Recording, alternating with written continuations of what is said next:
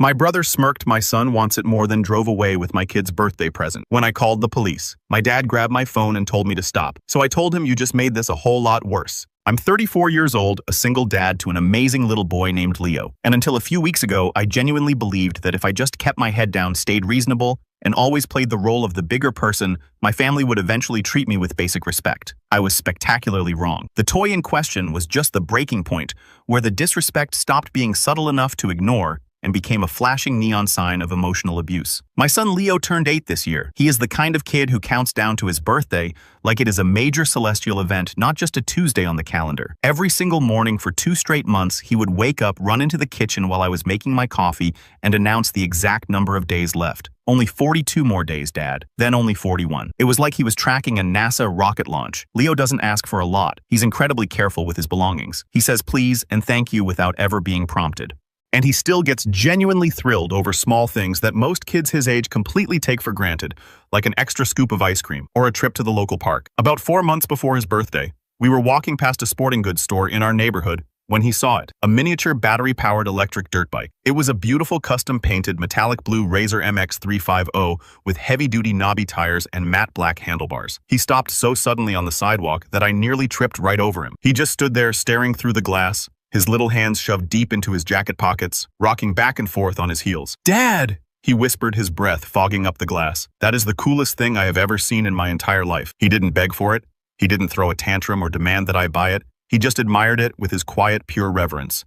That reaction alone made my decision for me. I am a warehouse manager and money is usually tight, but I immediately went to my boss and picked up every single weekend overtime shift I could physically handle for the next 3 months. I saved every extra penny, bought the dirt bike online for $600 so Leo wouldn't see me carrying it out of the store, and hid it in my garage beneath a heavy canvas tarp behind a stack of dusty holiday decorations. Every time I went out to the garage to do laundry, I would peel back the corner of that canvas tarp, look at the gleaming blue metal, and just picture the look on his face. As a single dad, I don't get very many moments where I feel like I am absolutely nailing this whole parenting thing. But buying that dirt bike felt like a massive victory. I couldn't wait. Unfortunately, family birthdays in my world are rarely just about the person whose birthday it actually is. They are mandatory group events controlled almost entirely by my parents and held at their house. It's always the same exhausting routine, same house, same dry catered food, same rigid seating arrangements. My older brother Derek and his wife usually arrive an hour late, incredibly loud, dragging along their 9-year-old son Mason. Derek has always had this suffocating way of filling a room not with warmth or charisma, but with absolute certainty. He has the unshakable certainty that he is always right, that his opinion is the only reasonable one, and that if there is ever any tension or conflict, someone else is entirely to blame. Growing up, Derek was the undisputed golden child. He got better grades because my parents paid for his expensive private tutors, played better sports because they bought him the best gear. I've got a better job through my dad's golfing buddy, and lived in a better house which my parents helped him with the down payment for. I was always the steady one, the dependable, flexible, boring one who was expected to adapt, compromise, and sacrifice. The very first red flag that Leo's 8th birthday was going to be another painful reminder of this dynamic came when my mom called me 4 days before the party. She asked in this overly casual, forced tone whether I could keep my gifts for Leo modest this year. She claimed that Derek's son Mason had been feeling a little sensitive lately about comparisons and was struggling with jealousy. I remember freezing in my kitchen, holding the phone away from my ear and just staring blankly at the refrigerator. I finally said, "Mom, it is Leo's birthday. He is turning 8. I'm not punishing him to manage Mason's feelings." She let out this long theatrical sigh, the exact sigh she uses whenever she thinks I am being deliberately difficult. "I know, Ethan, but you know how Derek's family is right now. Things are tight for them. Let's just keep things balanced and fair so there are no tantrums." I gritted my teeth and told her fine, mostly because I was exhausted from a 6-hour work week and simply didn't have the emotional bandwidth to have a screaming match with her right then. I severely regret not pushing back harder. The morning of the party, Leo was bouncing around our living room like he was plugged directly into a high-voltage electrical socket. I told him I had a massive surprise for him later, and he spent the entire car ride to my parents' house guessing wildly. Was it a giant Lego set? A new video game console, a trip to the water park? I let his imagination run wild because I wanted the final reveal to be absolutely perfect. When I loaded the heavy dirt bike into the back of my SUV, I covered it completely with a thick moving blanket and made him promise not to peek. He dramatically covered his eyes with both hands and swore he wouldn't look. When we pulled into my parents' driveway, the house was already chaotic. Derek's massive, obnoxiously lifted truck was parked diagonally across the driveway, taking up 2 spaces with the radio blasting loud country music into the quiet residential neighborhood. Derek was standing on the porch. He waved at me with his condescending half-smile he always uses, looking at me like I'm a subordinate employee he doesn't particularly respect. "Hey, man!" he yelled over the music. "You're late." We were actually 10 minutes early. The first hour of the party was relatively normal. There was cake on the kitchen island, some cheap balloons taped crookedly to the walls, and my dad was stationed near the backyard grill like a military sentry. Leo politely opened a few small generic gifts from my parents and some extended relatives, some socks, a science book, a cheap board game. He smiled genuinely and said thank you to every single person, but I could tell he kept glancing out the window toward my SUV, practically vibrating with anticipation for the big surprise I had promised. When I finally walked out to the driveway, pulled the heavy dirt bike out of the trunk, and wheeled around to the backyard patio, my heart was hammering with excitement. I felt that overwhelming bursting swell of pride in my chest that every parent chases. I wheeled it slowly onto the grass and tapped the little silver bell on the handlebars. Leo completely froze, his jaw practically unhinged. He didn't scream, he didn't jump up and down, he just stared at the gleaming blue metal, his eyes wide as saucers, like he was terrified it was a mirage that would vanish if he blinked. "Dad," he whispered, his voice trembling. Is that really mine?" I nodded, beaming. He sprinted across the yard and hugged my waist so hard he nearly knocked the wind out of me. It was a perfect, beautiful moment. That should have been the end of the story. A happy kid, an awesome dirt bike, and a core memory locked in forever. Instead, I looked up and noticed Derek watching us from the corner of the patio, his jaw clenched tight and his eyes narrowed. His son Mason had gone completely silent too, staring at the dirt bike with a dark, petulant expression I recognized instantly. It was the exact look that screamed, "Someone else has something shiny that I want, and my dad is going to fix it for me." Derek slowly walked over, holding his beer crouched down next to the dirt bike, and started inspecting it like a mechanic looking for flaws in a used car. "Wow," he said, his voice carrying loudly over the chatter of the party. "That is a pretty serious, expensive machine." He stood up and glared directly at me. "Didn't Mom talk to you about keeping things simple this year, Ethan?" I felt my blood pressure spike, but I kept my voice perfectly even for Leo's sake. "It is my son's birthday, Derek. I bought him a gift with my own money." Derek scoffed and rolled his eyes. "Yeah, but you know how kids are at this age? They compare everything. Feelings get hurt when someone shows off." He reached down and aggressively ruffled Mason's hair. "Right, buddy? It's not really fair, is it?" Mason crossed his arms and glared at Leo. My mom immediately rushed over, nervously wiping her hands on an apron, and loudly announced that it was time to cut the birthday cake, desperately trying to diffuse the tension. The uncomfortable moment passed, or so I foolishly believed. I spent the next 45 minutes proudly watching Leo ride slow, cautious circles around the empty half of the driveway, laughing hysterically every time he revved the little electric motor. I finally relaxed. I figured Derek had complained, gotten it out of his system, and would now drop it. I walked inside the house for less than 3 minutes to grab a stack of paper plates and some napkins. As I was walking back toward the front door, I heard a heavy vehicle tailgate slam shut. I looked through the living room window just in time to see Derek violently shoving my son's brand new electric dirt bike into the bed of his lifted truck. For a fraction of a second, my brain literally short-circuited. I couldn't comprehend what I was looking at. Then the adrenaline hit. I dropped the paper plates, threw open the front door, and sprinted down the driveway, my heart hammering against my ribs. "What the hell do you think you are doing?" I shouted. Derek didn't even flinch. He didn't look guilty or surprised. He just calmly secured the tailgate, dusted off his hands, and turned to face me with a sickeningly smug smirk. "Relax, Ethan. I'm taking it back to my place for a while. Mason is clearly very upset, and it's incredibly selfish of you to just rub this expensive toy in his face. You can easily just buy another one for Leo later." That was the exact moment something deep inside my soul fundamentally fractured. It didn't explode into a fiery rage. It didn't snap loudly. It just shifted violently and permanently, like a tectonic plate giving way under decades of crushing pressure. I looked past Derek's smug face and saw my 8-year-old son standing on the porch. Leo looked utterly devastated, his little hands clenched into tight fists at his sides, his lower lip trembling violently as he tried desperately not to cry in front of everyone. I didn't just stand there.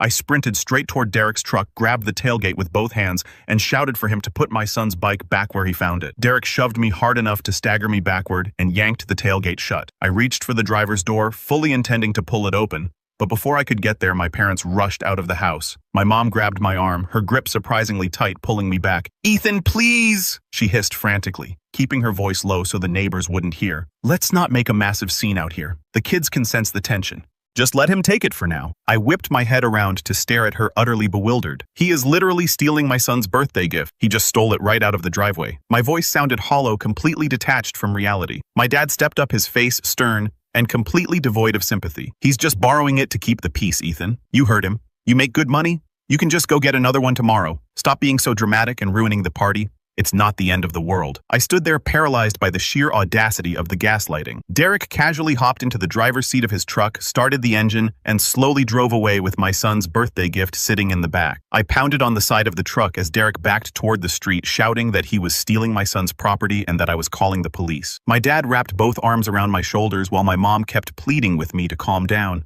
By the time I finally broke free, Derek was already halfway down the street. I pulled out my phone to dial 911, but Leo's sobbing stopped me cold. He slowly walked down the steps, tugged gently on the sleeve of my shirt, and looked up at me with tears finally spilling over his eyelashes. "Dad," he whispered, his voice cracking. "Did I do something wrong? Was I not supposed to ride it?" That question felt like a physical knife twisting in my stomach. The anger finally erupted in my chest, hot and blinding. I dropped to my knees, pulled him into a fierce hug, and told him, "No, Leo, you did absolutely nothing wrong. None of this is your fault. I promise you I'm going to fix this." The rest of the party was a surreal, sickening blur. We went back inside and my family completely pretended nothing had happened. They ate cake, laughed, and drank beer. My dad made a terrible joke about the weather. No one mentioned the dirt bike. No one mentioned Derek's sudden absence.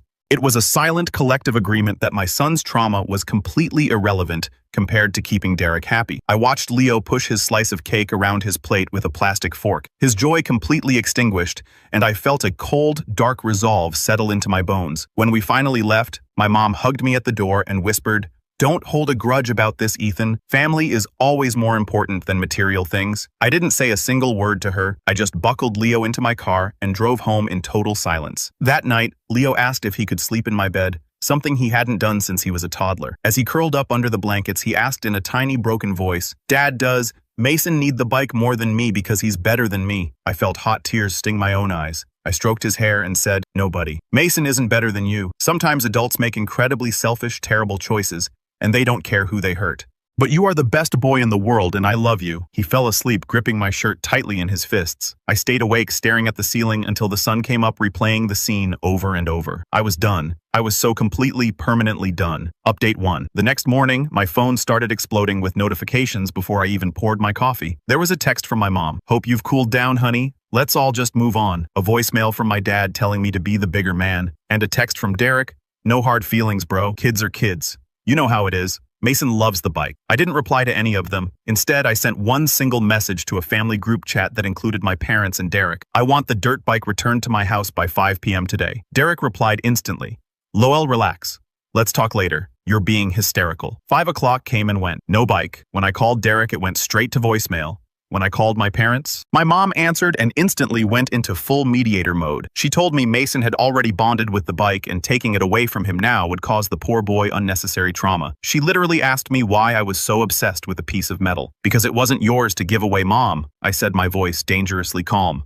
"And it wasn't Derek's to steal." She sighed loudly. "You are making this so much harder than it needs to be, Ethan." I hung up the phone. Over the next few days, the psychological warfare escalated. Derek posted a photo on Facebook of Mason riding Leo's blue dirt bike, captioned, "Teaching my boy that sharing is caring. Best weekend ever." My mom loved the photo. My dad commented with 3 fire emojis. It was a coordinated campaign to show me that I was entirely powerless. But what they didn't know was that I had stopped being sad and I had started getting busy. The very first thing I did was drive to a premium motorsports dealership 2 towns over. I didn't buy another $600 Razor. I bought a $1,200 top-of-the-line gas-powered Yamaha PW50 mini motorcycle. It was bright red, incredibly loud, and an absolute beast of a machine. I bought a top-tier helmet, riding boots, and chest protectors. I brought it home, parked it right in the middle of the living room, and waited for Leo to get off the school bus. When he walked inside and saw it, he dropped his backpack. He looked at the bike, then looked at me, terrified. "Dad, is someone going to take this one away too?" I knelt down, looked him dead in the eyes, and said, "Nobody is ever taking anything from you ever again. I swear it on my life." The smile that broke across his face was like watching the sun come out after a hurricane. We spent the entire weekend at a local dirt track. He laughed so hard he got the hiccups. That sound was my fuel for what came next. While Leo was asleep, I started digging. For years, I had been the reliable one. I was the one who fixed my parents' computers, helped them with their taxes, and organized their paperwork. I still had the passwords to their main desktop computer from the last time I installed an antivirus software for them. I logged into their shared cloud drive entirely legally because they had explicitly given me administrative access years ago to manage their digital backups. I wasn't looking for anything specific, just trying to see if they were helping Derek pay for the bike. What I found was a massive rotting mountain of financial fraud and emotional betrayal. First, I found a hidden iMessage group chat synced to their cloud titled Family Updates. A chat that included my parents, Derek, and Derek's wife. I wasn't in it. I scrolled back through months of messages. They talked about me constantly. They mocked my job. They called me boring, too sensitive, and a convenient ATM. But the message that made my blood run ice cold was sent by my mom 2 days before Leo's birthday party. Derek, I know Mason wants the dirt bike Ethan is buying.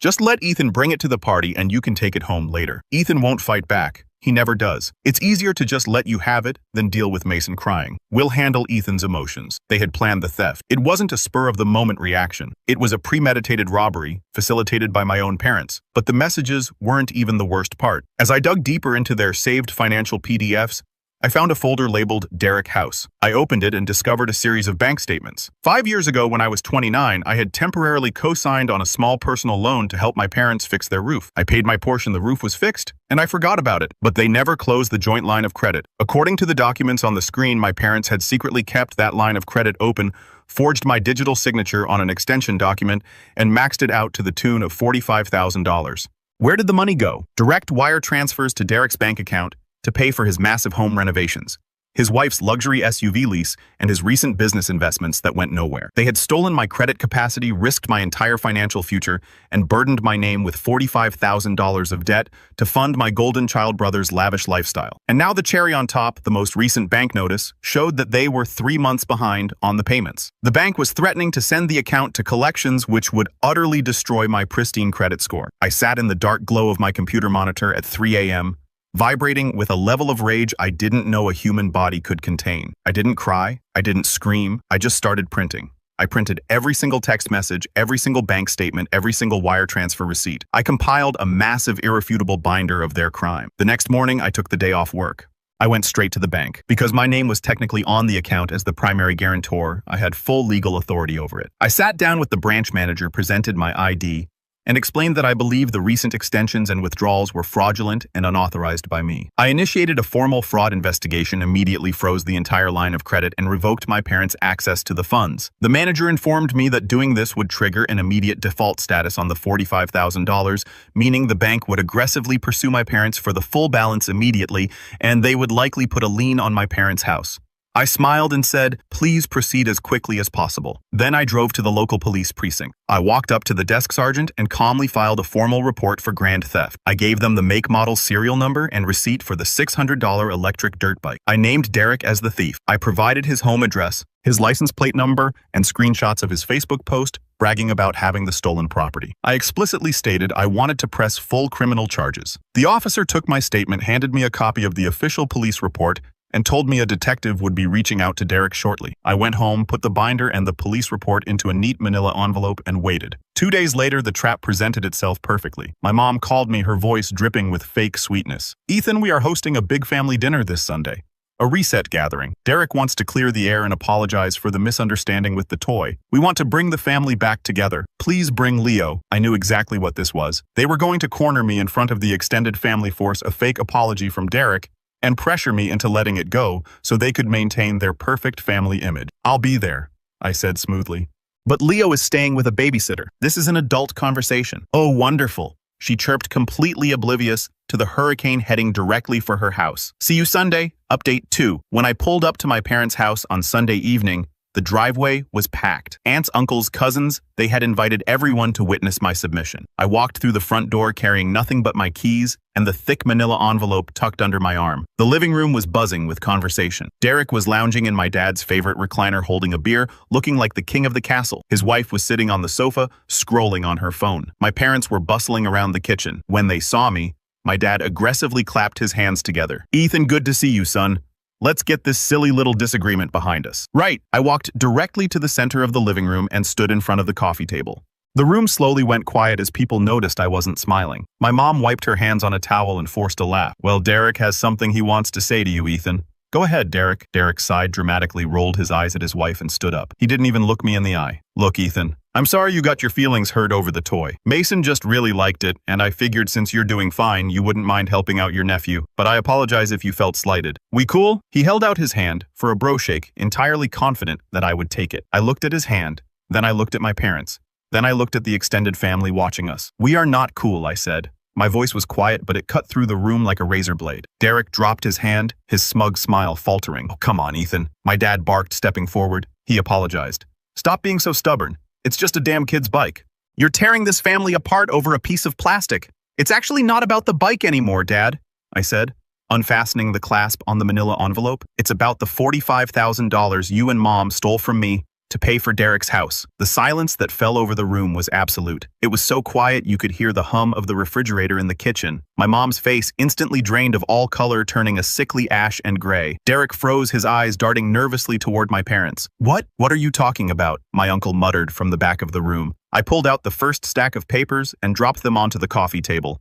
5 years ago, I co-signed a loan for a roof repair. You kept the account open, forged my signature to extend the credit line, and maxed it out to $45,000. I have the bank statements right here. Every single penny was wire transferred directly to Derek's checking account. I looked directly at Derek, who was suddenly sweating profusely. How's the new kitchen remodel, Derek, enjoying the granite countertops I apparently paid for? Ethan, stop right now. My mom shrieked, her voice cracking in pure panic. This is a private family financial matter. You are taking things completely out of context. The context, I continued, raising my voice just enough to overpower hers, is that you are 3 months behind on the payments and you were about to tank my credit score. So on Thursday, I went to the bank. I reported the forged signatures as fraud. I permanently froze the account. The bank manager informed me that the loan is now in immediate default. They will be demanding the full $45,000 balance from you this week. If you can't pay it, they will put a lien on this house. My dad stumbled backward and literally collapsed onto the sofa, clutching his chest. Derek turned entirely pale. You froze the money,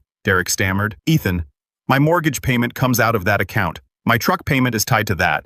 That sounds like a massive personal problem, Derek, I said coldly. You vindictive little piece of shit, Derek roared, taking a threatening step toward me with his fists. I'll kill you. You're ruining my life over a stupid toy. Actually, I said, pulling the final piece of paper from the envelope and holding it up. I'm ruining your life because you're a thief. And speaking of the toy, I tossed the official police report onto the table right on top of the bank statements. The bright blue police precinct logo was impossible to miss. What is that? My aunt gasped. That is a formal police report for grand theft, I said, staring dead into Derek's terrified eyes. I filed it 3 days ago. I gave the detective your name, your address, and the photographic evidence of you possessing stolen property valued over $500. The detective told me he will be visiting your house tomorrow morning to execute a search warrant and potentially arrest you. Derek's wife let out a loud, horrified sob and covered her face with her hands. Derek staggered back like I had physically punched him in the jaw. You called the cops on your own brother over a toy you stole from my son, I said, my voice dropping to a deadly, icy whisper. You looked my crying 8-year-old in the eyes, stole his birthday present, and drove away laughing. And Mom and Dad helped you plan it. I pulled out the printed transcript of their group chat and threw it onto the table. I read the family updates chat. I know you plan to steal it beforehand. I know you think I'm just a convenient ATM who will never fight back. Well, the ATM is permanently closed. I looked around the room at the stunned, horrified faces of my extended relatives.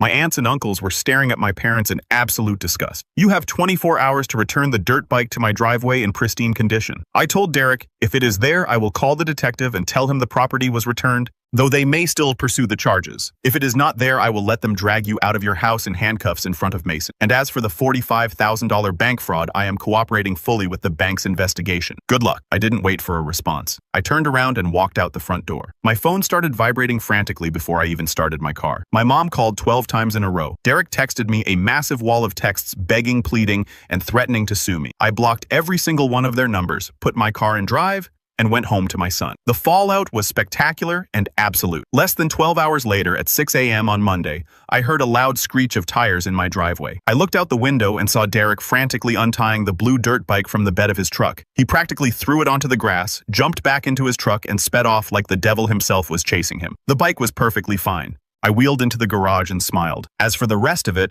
the explosion in my extended family was catastrophic. My aunts and uncles completely cut off my parents. It turns out Derek had been borrowing money from multiple relatives for years and my public execution of his finances empowered everyone else to demand their money back. The bank did exactly what they promised. Because my parents couldn't instantly produce $45,000, the bank initiated proceedings to place a lien on their home. Derek, completely cut off from my parents' stolen funds, couldn't make his own inflated mortgage payments. Last I heard, through a cousin, Derek's luxury truck was repossessed in the middle of the night, and he and his wife are currently desperately trying to short sell their house to avoid total bankruptcy. My parents tried to show up at my house once, sobbing, begging to see Leo, claiming I was destroying the family over a misunderstanding. I didn't even open the door. I spoke to them through the Ring doorbell camera and told them if they ever stepped foot on my property again, I would have them arrested for trespassing. They haven't been back since. It has been 2 months. My house is quiet, peaceful, and completely free of their toxic, suffocating weight. I got a promotion at work largely because I finally stopped spending all my mental energy managing my family's manufactured crisis. Yesterday evening, the weather was perfect.